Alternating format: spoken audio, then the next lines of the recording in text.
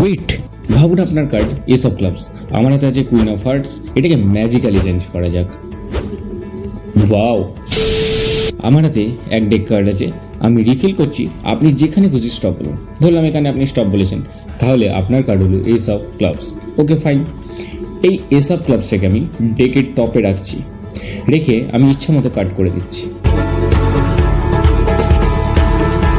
আমি আরও সাফেল দিয়ে নিচ্ছি ব্যাপারটাকে পুরো র্যান্ডম করার জন্য।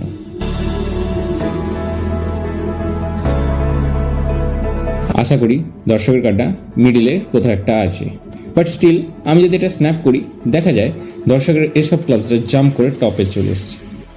ও সরি, বাট নো প্রবলেম, আমি কুইন অফ হার্টটাকে ম্যাজিক্যালি চেঞ্জ করে দেখাচ্ছি।